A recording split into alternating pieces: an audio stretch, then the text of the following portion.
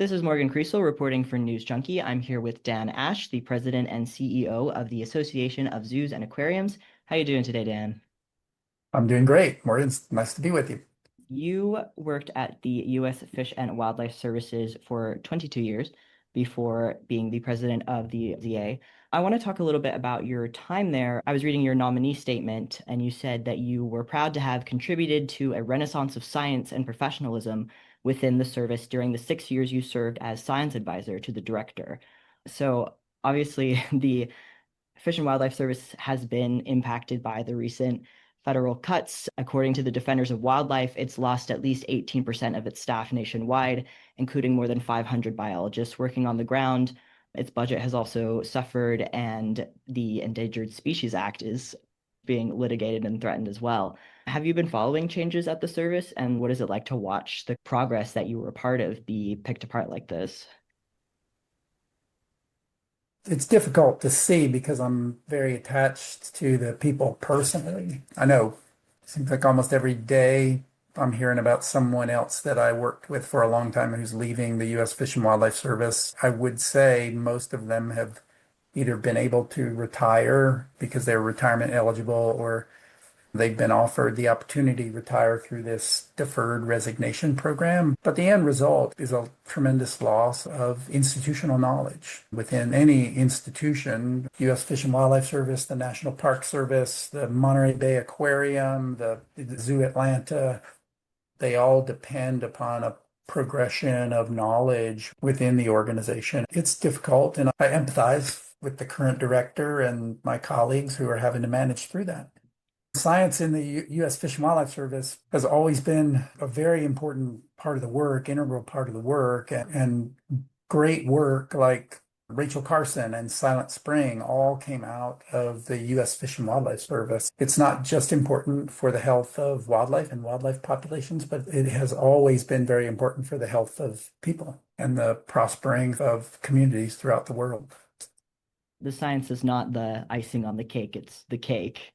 So you left the Fish and Wildlife Service right as Trump was taking office the first time. Was that part of why you left? Well, I was a career professional in the U.S. Fish and Wildlife Service for 16 of those 22 years. Then President Obama nominated me to be the director, which is a political position. I retained my career status. I could have stayed in the organization, but kind of weird, right? Weird.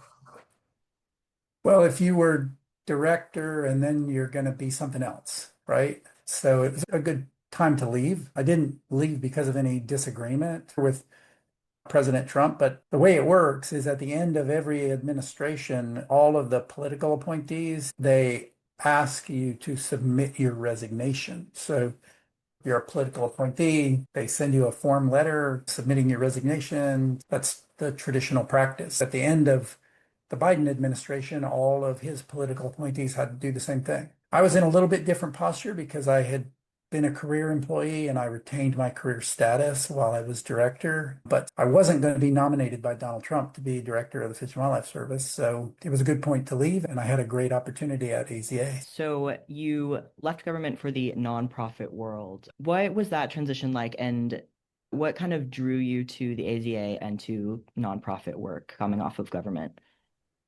Well, I had throughout my career, both in the Fish and Wildlife Service and before that, I worked in the U.S. House of Representatives, worked extensively with AZA member aquariums and zoos on marine mammal protection, endangered species conservation.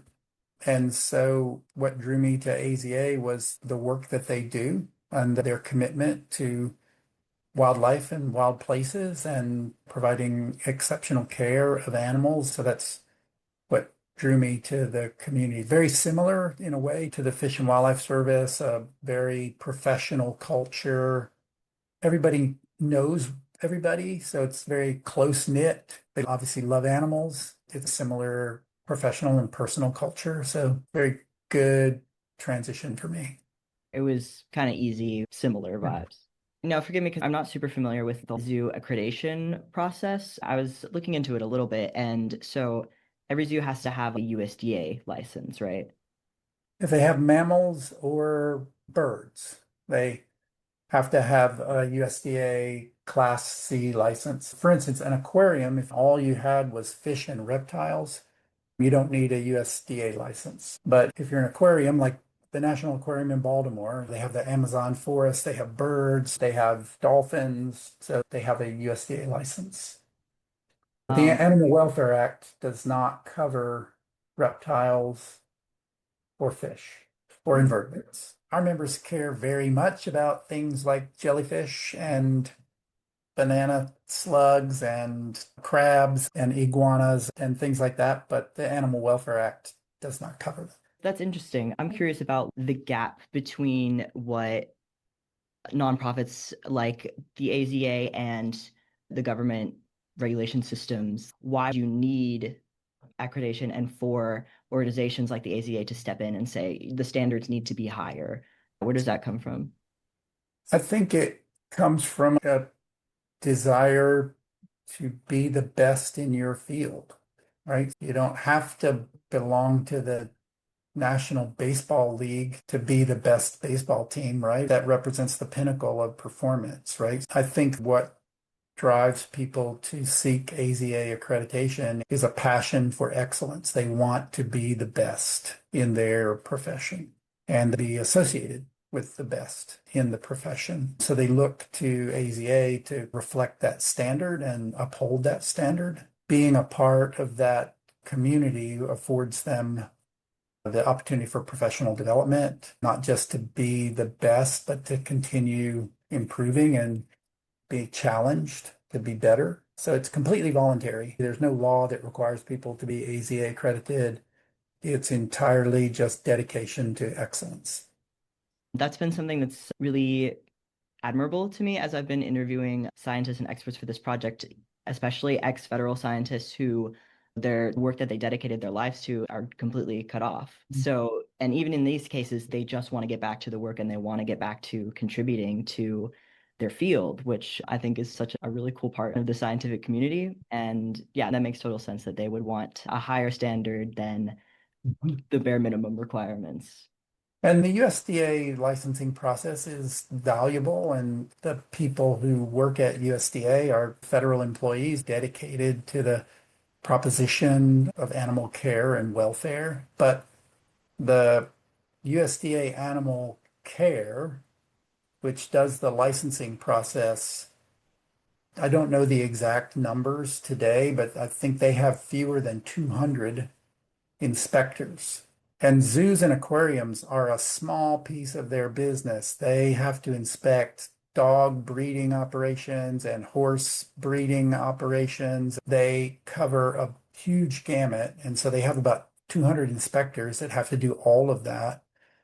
AZA, we have a field of nearly 300 inspectors covering our 254 accredited members. When we go to a facility like the National Zoo here in Washington, D.C., to do their accreditation inspection, it would probably be 5 inspectors. They would probably spend 4 to 5 days pouring through the facility. The inspection report, National Zoo would probably spend the better part of a year developing the inspection report. Then the zoo has to appear at an accreditation hearing and they have to address concerns that the inspection report may have arisen. So it's a process that our members often describe with affection as exhaustive. And it's much more than USDA can do with the kind of limited workforce and time that they have available to them. It's really encouraging to see these nonprofit parallel institutions step in when political changes come in and affect the regulatory government system like this. That's something I'm really interested in with this project is what kind of support parallel institutions like nonprofit safety net things do we have for science? Can they be built up during this period of turmoil so that no matter what happens with government, we have something? Yeah, I think our community, I can't tell you that I've seen any visible impact on science in our community. And that probably reflects the business model. So, I mean, the zoo and aquarium business model is a very robust business model. They don't rely on grants for operational support. And the science that I haven't heard or seen any direct evidence that the scientific work that our members are doing has been affected or disadvantaged. That doesn't mean that's not happening, but in our community, I haven't seen it. For instance, the Sarasota Dolphin Project. Mm. So Boat Marine Lab and the Brookfield Zoo have worked together since the 1970s to study the wild dolphin population in Sarasota Bay. And I haven't heard of any disruption in that project. Our work to develop a vaccine for the EEHV virus in elephants, and I'll have to look it up so you can know what that term means. Not one I know off the top of my head. Yeah, elephant endotheliotropic herpes virus. EEHV is a virus that affects young elephants, and the mortality rate is extremely high. It affects wild elephants, but more so captive elephants. Finding a cure for a vaccine for EEHV has been a high priority for our members for over a decade. About a decade ago, Houston Zoo and the Baylor University School of Medicine began working together to develop an EEHV vaccine, which they have done. And they're for Asian elephants. Now they're working on a vaccine for EHV in African elephants. It's less of a problem in African elephants, but still a problem. By finding a vaccine, you open up corridors to expand the population and reduce infant mortality in captive elephants, but also in wild elephants. There's only about 20,000 wild Asian elephants left in the world. So every one counts. And that research has continued. I heard last week from Houston Zoo that they had gotten a $1 million donation to support the EEHV work for African elephants. Those are two examples of projects that continue going. Like I said, I have not heard from our members about any kind of significant scientific work that has been interrupted. I'm sure that's not true for other nonprofits and nonprofits that rely on grant support, on grants for operational support, are certainly more vulnerable to short-term disruption. That's interesting because it seems like museums have been hit quite hard, which maybe it's not accurate to lump zoos and museums together, but to my mind, it's a similar project. We consider ourselves part of the larger museum community, so we collaborate all the time with the Association of Science and Technology Centers, with the Alliance of American Museums, with the Association of Children's Museums, Botanical Gardens Association. So we have much in common with them. I'm not as familiar with their business models, but the AZA business model is built on a dues structure, right? So our members pay dues. When our members are doing well, we do well. AZA has received government grants in the past, and we have a couple currently. Early on in this administration, the IMLS, Institute for Marine and Library Services, grants were suspended, and we joined a lawsuit challenging those disruptions. The lawsuit was successful. The grants have been reinstituted. I'm sure those kind of changes are amplified across the government. Like I said, it can certainly have disproportionate impacts on organizations that rely on those grants for operational support. Yeah, the IMLS grants that were reinstated, do you know if the funds have actually been re-released and people have the money again? As far as I know, they have, because I haven't heard to the contrary. Our members are usually pretty vocal if something like that is not happening. I believe they've been reinstated, and I think IMLS is working on a new round of grants for 2026. That's good to hear. But I'm not the best source on that, so you should talk to other people about it. MLS grants are less significant. They're significant for our membership, but less significant, I think, than for libraries and for traditional museums. Mm. Yeah, what do you think separates your members' business models from a museum? Because I think even museum attendance has been dipping over the past few years. Is there a different relationship to the public that zoos have, maybe, or what do you think that difference could be attributed to? I imagine people write PhDs about what that might be attributable to, but I think it's we have animals, right? My wife is a business person, and she always says, God, I'm going to come back to be you because you represent animals. I represent the guy on the Monopoly board that has a monocle in his eye, right? I think that people love animals and we display them responsibly and in ways that create this thing that we call experience. And it's not a static exhibit or it changes every day almost, probably several times a day. People like Sylvia Earle, who have seen the deepest parts of the world's ocean. I heard her talk one time about watching an aquarist working with a sea pen, the little eel-like thing that lives in the sand on the bottom.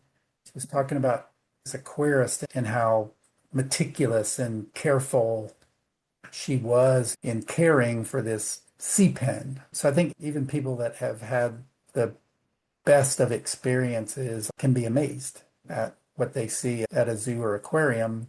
The Smithsonian Museum of Natural History is an amazing and engaging place. But I just think our members have something special and they do it. They're the best in the world at doing it. And pandemic, like when we all suffered through pandemic, but got exceptional support from the government during that period of time. But our members kind of came back gangbusters after the pandemic. I mean, when people felt safe getting back out into public spaces, they came back gangbusters. And for most of our members, like 2023 and 2024 were record years. And so again, it's a robust business model. I suspect animals are certainly the key to that. That's why this notion of accreditation is important because you have a social contract with the public. If they don't think the animals are being well cared for and are thriving, then they're not going to come. Something I found interesting about AZA is that, according to your website, accredited zoos and museums are expected to conduct or facilitate research. Is that expected to, is it required for accreditation or just an It's expectation? required. So they have to have a research program. So they have to show us that they have a program of research that they intend to conduct. And so that's why we look, of course, animal care and welfare is the centerpiece of accreditation, but they have to have an education program, they have to have a research program, they have to have conservation program. So we look at the whole picture of the organization. We look at their finances because we want to make sure that they are not just creditable today, but they're going to be able to maintain that level of performance over time. So we look at all of those things. Yeah, they all do significant scientific research, like Lincoln Park Zoo. They have done groundbreaking research on the use of animals in display and the messages that can send to the public. So I see somebody holding a small primate, like a bush baby or something, and what message does that send to the public? Like, oh, that looks like a great pet. I would love to have one of those. Hey, where can I buy one? And so they've done groundbreaking research that's changed the way we display animals and present them to the public. Like I said, that's continuing today. Good luck on the project, Morgan. Nice. Thank you.